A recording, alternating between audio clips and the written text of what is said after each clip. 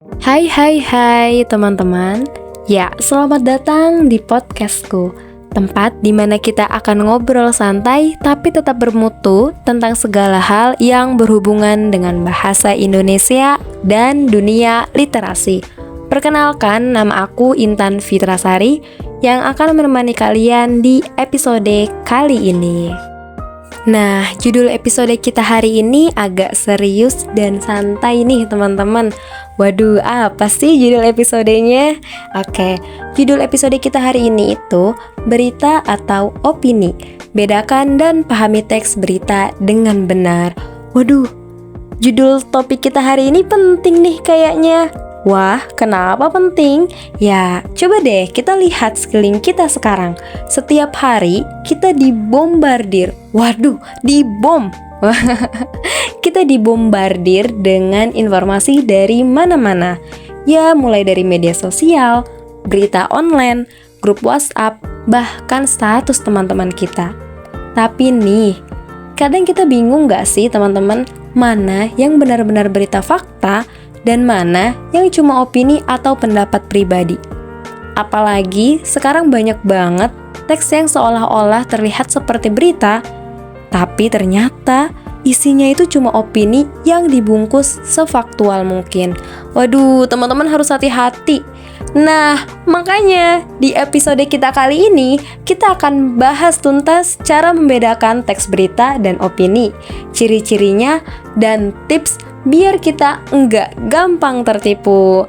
So, teman-teman siapin cemilan atau minuman favorit kalian karena episode ini bakal panjang dan seru. Oke teman-teman, kita mulai dari yang paling dasar dulu ya. Apa sih bedanya teks berita dan opini? Kita mulai dari teks berita dulu. Teks berita merupakan sebuah teks yang menyajikan fakta atau peristiwa yang benar-benar terjadi. Nah, dari definisi yang sudah disebutkan tadi, kita bisa tahu bahwa teks berita itu harus bersifat objektif. Wah, apa artinya? Artinya di dalam teks berita itu nggak boleh ada nih campur tangan pendapat pribadi dari si penulisnya. Nah, di dalam teks berita juga harus memenuhi unsur 5W plus 1H. Mungkin di sini teman-teman sudah ada yang tidak asing dengan unsur 5W plus 1H. Nah, buat teman-teman yang tidak mengetahuinya, aku kasih tahu nih. Unsur 5W plus 1H itu terdiri dari what, apa, who, siapa, when, kapan, where, di mana, why, kenapa, and how, bagaimana. Oke teman-teman, ku kasih contoh dari teks berita. Misalnya, ada berita tentang gempa bumi di suatu daerah.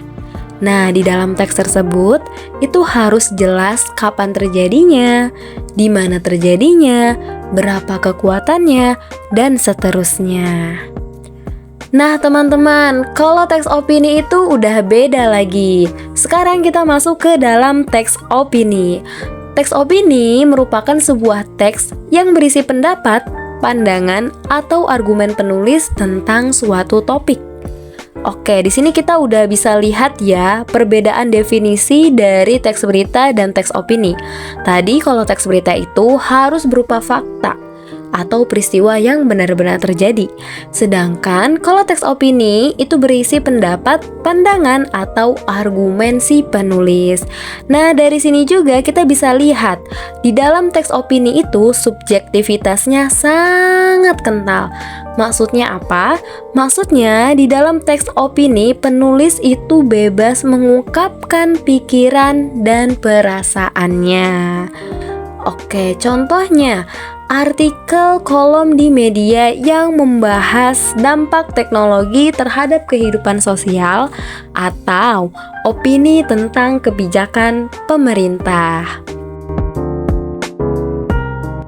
Nah, gimana teman-teman? Teman-teman sudah paham kan melalui definisi dari teks berita dan teks opini?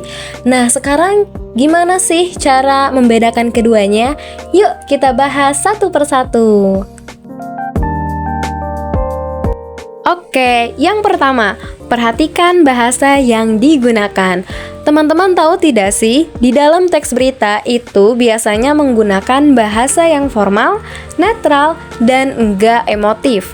Contoh kalimatnya adalah Presiden mengumumkan kebijakan baru tentang pendidikan hari ini. Nah, teman-teman di sini juga sudah bisa menilai bahwa kalimat yang aku sebutkan tadi itu kalimatnya simple, padat, dan enggak ada embel-embel pendapat pribadi. Sementara itu, di dalam teks opini cenderung menggunakan bahasa yang lebih persuasif atau emotif. Misalnya pada kalimat seperti ini. Menurut saya, kebijakan baru Presiden tentang pendidikan kurang tepat. Nah, teman-teman juga sudah bisa menilai ya bahwa kalimat yang aku sebutkan tadi itu jelas mengandung pendapat pribadi. Oke, next yang kedua, cek sumbernya. Nah, teman-teman, teks berita biasanya itu merujuk pada sumber yang jelas, seperti narasumber, data, atau fakta lapangan. Contoh kalimatnya adalah berdasarkan data dari Badan Meteorologi, Klimatologi, dan Geofisika, gempa berkekuatan 5,5 SR terjadi di Jawa Barat. Nah, teman-teman sudah bisa menilai bahwa kalimat yang aku sebutkan tadi sebagai contoh itu jelas ada sumbernya yang berdasarkan data dari BMKG. Nah, lalu kalau teks opini itu sumbernya bisa berupa pengalaman pribadi atau interpretasi si penulis. Contoh kalimatnya, menurut pengamatan saya, kebijakan ini akan berdampak buruk bagi masyarakat. Nah, ini nggak ada sumber data yang jelas kan? Teman-teman sudah bisa menilainya dengan sendiri. Oke, kita lanjut yang ketiga, perhatikan konteksnya. Teks berita biasanya muncul di rubrik news atau berita. Sementara teks opini sering ditemukan di rubrik kolom atau editorial.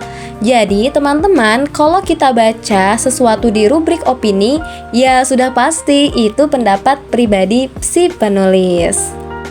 Oh iya teman-teman, biar nggak lupa satu lagi nih.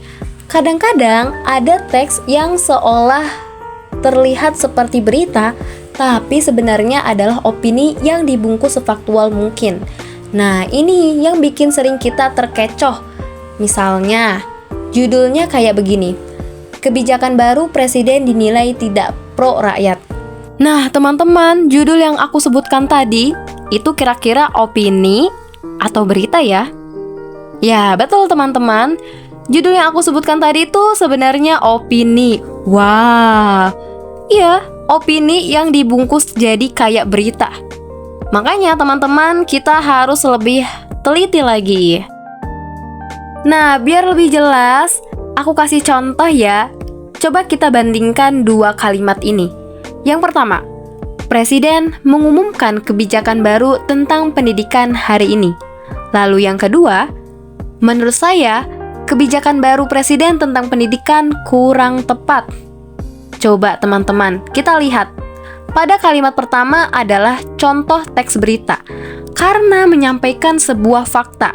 Sedangkan kalimat kedua yang aku sebutkan tadi adalah opini, karena mengandung pendapat pribadi. Jadi teman-teman, semoga dengan memahami ciri-ciri ini, kita bisa lebih bijak lagi dalam menerima informasi dan enggak mudah tertipu oleh berita palsu atau opini yang disamarkan sebagai fakta. Oke teman-teman, kita sudah sampai di penghujung episode kali ini. Jadi kesimpulannya, teks berita dan teks opini itu berbeda ya. Teks berita bersifat faktual, objektif, dan memenuhi unsur 5W+1H. Sedangkan teks opini itu ya berisi pendapat pribadi yang bersifat subjektif. Oke, teman-teman, semoga dengan memahami perbedaannya, kita bisa menjadi pembaca yang lebih kritis dan enggak mudah terjebak oleh informasi yang menyesatkan. Nah, kalau teman-teman punya pendapat atau pengalaman pribadi terkait opini, Yuk bagikan di kolom komentar, dan jangan lupa untuk subscribe dan bagikan podcast ini ke teman-teman kalian biar kita bisa belajar bersama. Terima kasih sudah mendengarkan podcastku. Sampai jumpa di episode berikutnya. Tetap semangat belajar dan tetap kritis dalam menerima informasi. Salam literasi.